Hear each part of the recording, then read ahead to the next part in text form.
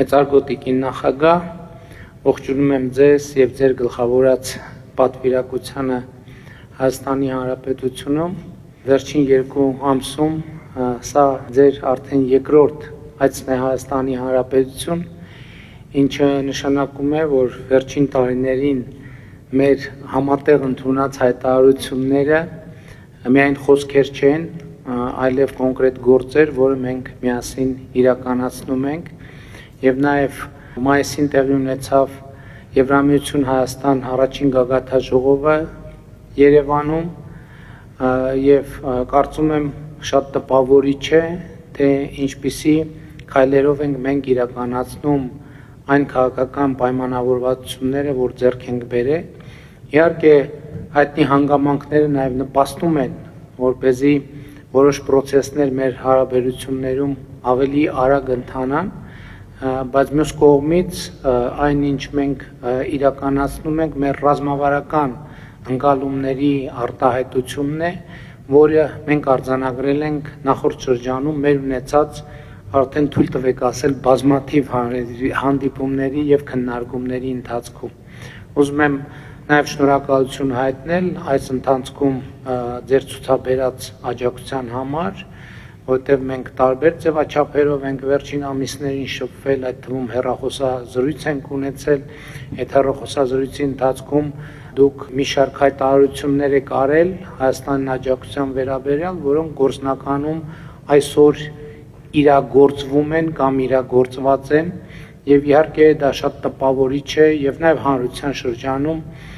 մեծացնում է վստահության մակարդակը Հայաստան-Եվրոպական միություն գործակցության և գործընկերության նկատմամբ։ Եվս մեկ անգամ ողջունում եմ ձեզ և բարով եք եկել։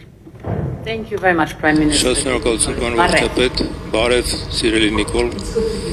լավ է նորից վերադառնալ Երևան, սա արդեն երկրորդ անգամն է 2 ամսից պակաս ժամկետում, ինչպես ասացիք, և սա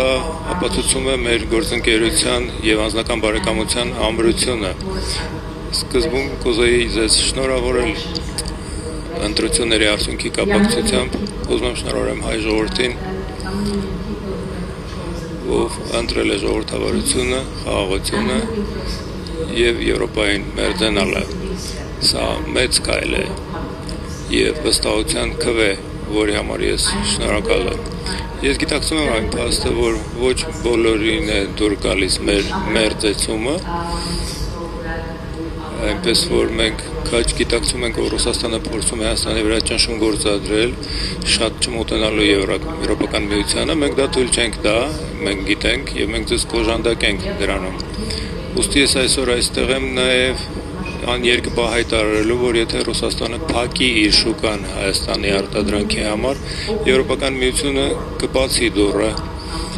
հայկական ապրանքների արտադրատեսակների համար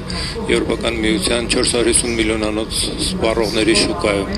Մենք ուզում ենք սատարել մեր բարեկամներին, մենք ուզում ենք սատարել խաղաղության պրոցեսին, որը ընթանում է, որի համար ուզում եմ ձեզ գովասանք հայտնել։ Մենք ուզում ենք նաև ներդրումներ անել փոխկապակցվածության ծրագրերի մեջ, որոնք կապում են Եվրոպական միությունը, Հարավային Կովկաս և Կենտրոնական Ասիան, և Հայաստանը այստեղ կենսական դեր է խաղում շնորհիվ իր աշխարհագրական դիրքի։ Այս ներդրումները մենք այժմ 200 միլիոն եվրո ենք տրամադրել, որը մինչև 2 միլիարդ կարող ենք լծակավորել։ Սրանք կարող են փոխկապակցվածություն համար այս տարածաշրջանում և ուստի կայունության համար մեր գործընկերության և բարեկամության շատ շնորհակալություն։ Ես կանխաճաշակում եմ մեր այսօրվա հանդիպումը։